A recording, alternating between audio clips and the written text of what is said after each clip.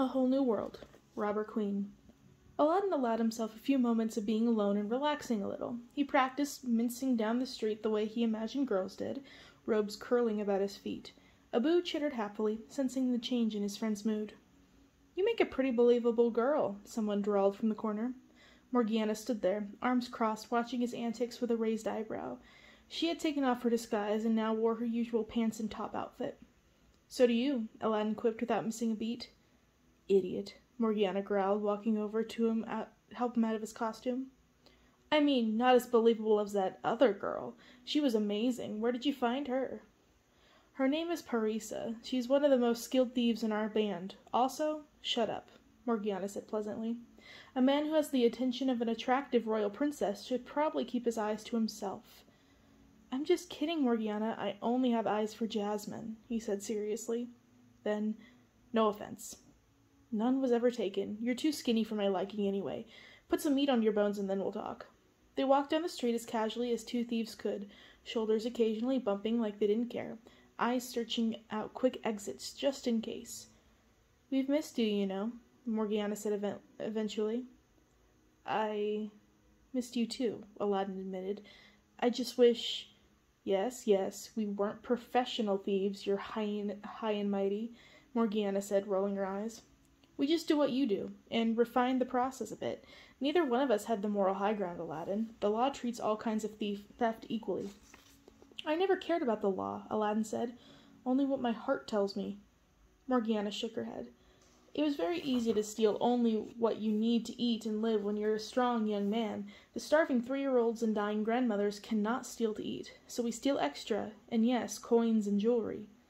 "Do not tell me about all those trinkets in your cave are just for your destitute charity cases," Aladdin said, but with a twinkle in his eye. "I'm not denying that I have bigger plans and a penchant for moving shiny objects," Morgiana said with a shrug.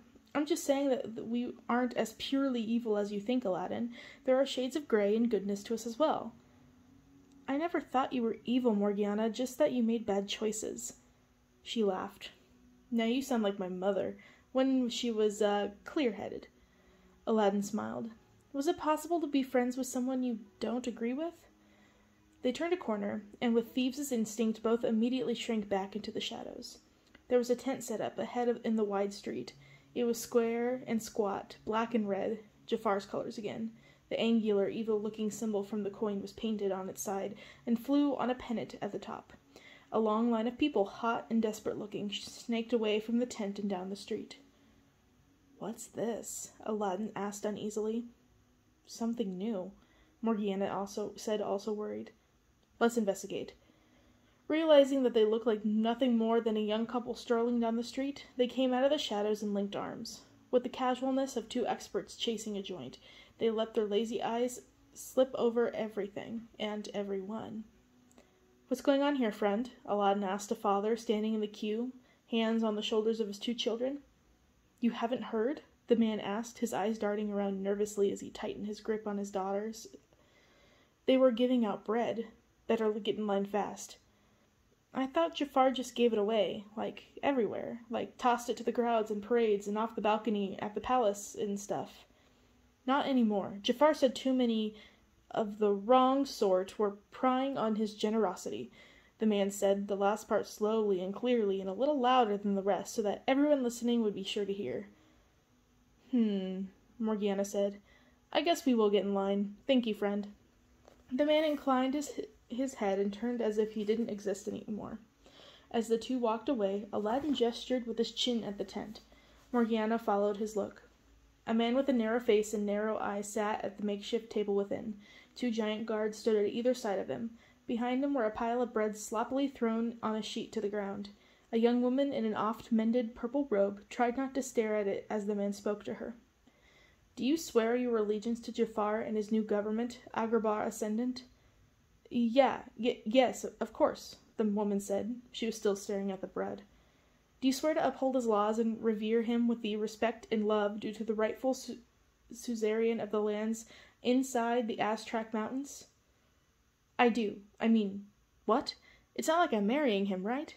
the woman said suddenly, for the first time looking at the man before her and not the bread. No, you're not marrying him.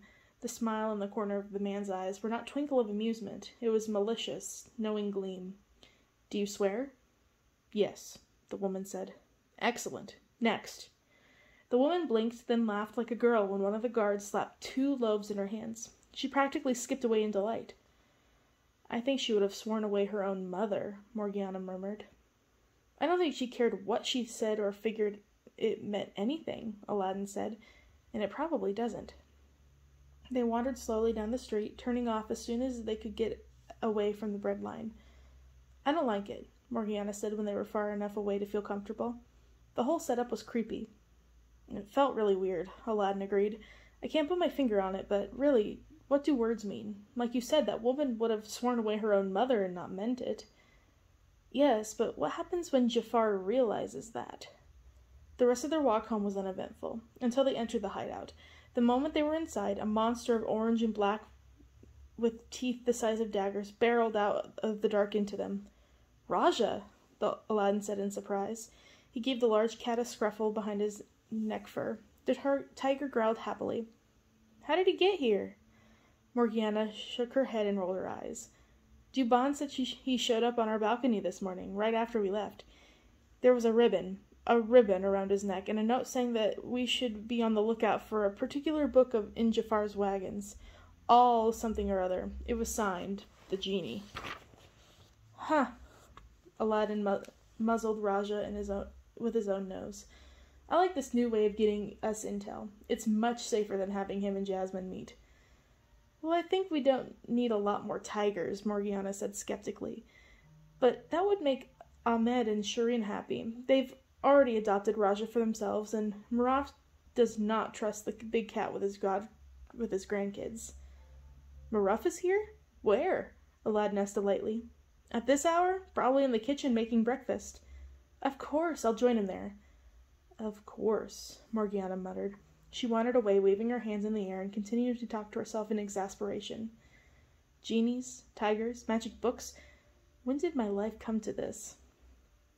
Aladdin took off down several labyrinth passageways and confusingly connected cellars, ending up in a surprisingly spacious and airy kitchen of some large, old-fashioned house that had no windows, only skylights.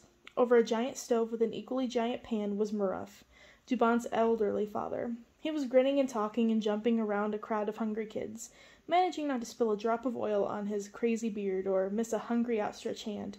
It was especially amazing considering his stiff left leg that didn't move. He used it as a pivot, twirling around on his heel. Everyone got a piece of hot bread, and from a giant jar in the corner, a dollop of sweet cheese. Aladdin, Maruf called the moment he saw him. I'm just reheating your favorite, Mani Sagak. Made him last night. Here. He spun the pan, and a piece of bread flew through the air. Aladdin snatched it and tossed it into the other hand immediately. It was too hot to eat. Maruf threw his head back and barked out laughter. You never change, Aladdin, always trying to bite into things that are too dangerous. Me? Aladdin asked, licking his thumb. What about you? When you were my age? Huh. I was just telling them, these kids. They have no idea, Maruf said, shaking his head. When I was their age, why, even if I was just a few years younger, I'd tell them a thing or two about invading the market cards. 2 of the children ran forward and leapt into Maruf's legs, clinging despite the danger of the hot oil and fire. Hamid, Shirin, you're going to kill me. But the old man was grinning. Aladdin looked at the kids. They seemed familiar, but from where? Then he placed them. They were the ones he had given his bread to just the week or so earlier. Are they, he said slowly. Kuriza's kids. My grandchildren, Maruf said proudly. Aladdin knelt down and tickled each one on the nose. I think we've met, he said. We have a pet lion, the little boy, Ahmed, told him. Tiger, Ahmed. He has stripes, Shirin corrected gently. And we've been taking care of Abu for you. That's great. The poor thing could use a little extra love, Aladdin said, popping his now cool piece of bread in his mouth. Speaking of, does anyone know where Jasmine is? Maruf looked at him shyly. Yes, she's in the study. I'm sure you're eager to discuss important business with her. Aladdin pretended he didn't hear the implication in the older man's tone and gave him a little bow and thanks, hands pressed together. He backed out of the room and returned the way he had come, into the twisty maze of storage spaces and secret tunnels the street rats had carved underneath the abandoned neighborhood. The study was a large room with a plain rectangular rug spread out in the middle. Down on the rug in chalk was a sketchy map of Agrabah. Small bricks and square blocks of stone highlighted important buildings and landmarks. Around it stood an attentive group of street rats. Jasmine was on her hands and knees, pushing around little piles of pebbles that represented the thieves and beggar children who made up her troops. She carefully explained the plan to her audience, and then had them repeat it word for word before they skittered off to their bidding. Soon they were all gone, and Aladdin sat down beside her. "Hey, what's that?" he asked, suddenly noticing several chalk marks on the wall. He initially thought they were random, but then he realized they were 4 elongated triangles, like claw marks from a giant beast. "The mark of Raja," Jasmine said, not looking up. She continued to ponder her map, one finger to her mouth. "Some of the street rats thought if Jafar has a symbol, we should have one too. It's supposed to mean resistance. Also, because Raja resisted Jafar himself and was wounded, it's to honor him." "Oh, clever," Aladdin said. Yes, but listen," she said impatiently. Little tendrils of hair waved unkept around her head like a wreath, and Aladdin had a hard time concentrating on her words. "In the genie's note, he said that Jafar is looking for one book in particular that deals with magic of the dead and the undead. If it's not in this shipment, it may be in one coming from Kaja by the sea. They're expected to return tonight, but we don't know if they'll stop at the Midrath for supplies first. So the street rats are going to disrupt caravan arrivals at both the southern gate and the western gate as a distraction." "What's the book?" "Al-Azif by Abdul Azared." Although they were in the underground passages where no winds blew, Aladdin found himself shuddering against sudden cold. Jasmine didn't look particularly pleased to say the title aloud. There was just something about it. "Maybe it's one of those books we just lifted. They definitely look serious." "Yes, let's take a look at them," Jasmine said, getting up and stretching. "It'll be a welcome break from playing Robber Queen. I don't mean that, meanly. This whole thing would be utterly impossible without Dubon and Morgiana and the street rats." Aladdin was silent, thinking about his discussion outside with his old friend, about layers of complexity and good and evil and choices. If Morgiana hadn't gone down a path he didn't approve of, she wouldn't be able to help him now. Where did that fit in the great moral scheme of things? "You guys took a long time to get back," Jasmine said, poking him in the stomach. It was as if she could read his thoughts. "You and Morgiana?" "We were catching up. Jealous?"